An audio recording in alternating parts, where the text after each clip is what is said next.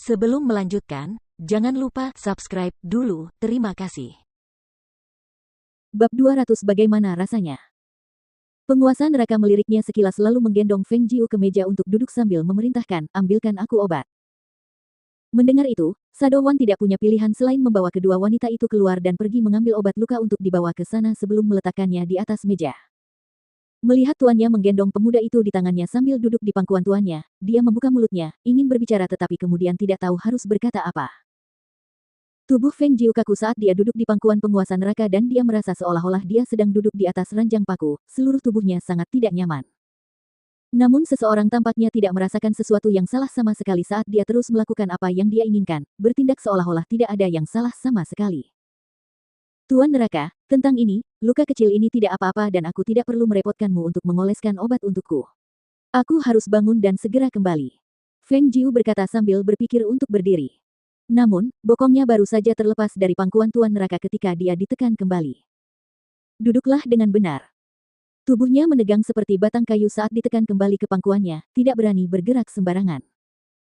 Ketika Sadowan melihat itu, dia hanya bisa menghela napas pelan sambil berjalan keluar, untuk berjaga di luar pintu.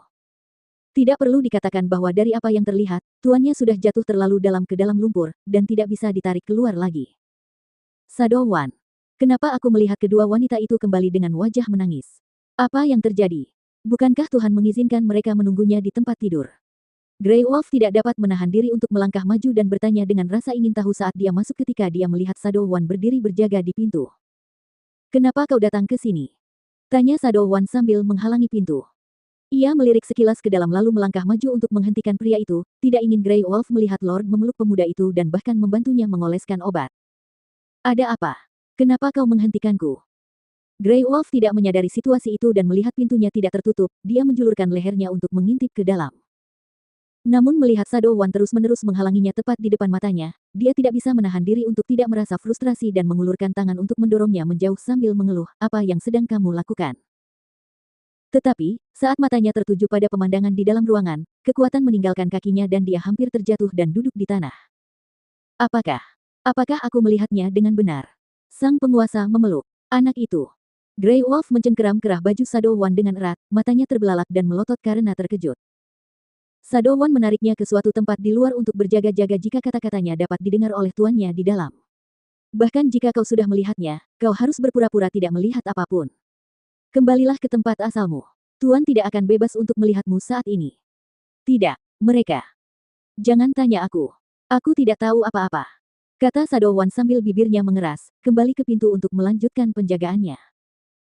Di dalam ruangan, Feng Jiu menatap perban yang sangat jelek yang melilit lengannya dan sudut mulutnya berkedut saat dia memiringkan kepalanya sedikit.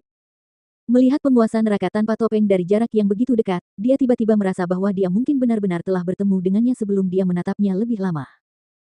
Tuhan, apakah kita pernah bertemu sebelumnya? Mendengar kata-kata itu, penguasa neraka akhirnya ingat bahwa ia belum mengenakan kembali topengnya setelah mandi dan matanya yang tertunduk sedikit berkilat gelap. Ia mengangkat matanya untuk meliriknya dan lengan yang melingkari pinggangnya tidak mengendur sedikit pun, tetapi ia malah mengalihkan fokus dengan berkata, berapa lama kau berniat untuk terus menempelkan benda itu di wajahmu? Apa? Feng Jiu tertegun sejenak dan ketika dia mengingat fakta bahwa dia mengoleskan salep hijau dan hitam ke seluruh wajahnya menyeringai lebar ketika dia menjawab, aku akan menyelesaikannya dalam beberapa hari lagi. Dalam beberapa hari lagi, wajahnya yang cantik dan rupawan akan kembali seperti semula. Memikirkannya saja sudah membuatku sangat bahagia. Melihat matanya melengkung membentuk 2 bulan sabit yang tersenyum, aroma samar rempah-rempah yang hanya ada padanya tercium melalui hidungnya, dan seorang wanita yang tidak dia hina saat disentuh dalam pelukannya, tatapan matanya perlahan menjadi gelap, dan tenggorokannya terus tercekat tak henti-hentinya saat dia merasakan api membubung di dalam dirinya.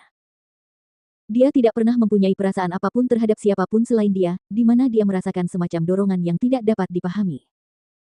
Perasaan macam apa yang dirasakan jantung yang berdebar-debar itu, sepertinya dia mungkin sudah mengetahuinya sekarang. Melihat bahwa penguasa neraka benar-benar tidak berniat melepaskan cengkeramannya, tatapan Feng Jiu berubah dan ujung bibirnya melengkung membentuk senyum sinis yang diwarnai sedikit ejekan saat dia bertanya, penguasa neraka, bagaimana rasanya memelukku seperti ini?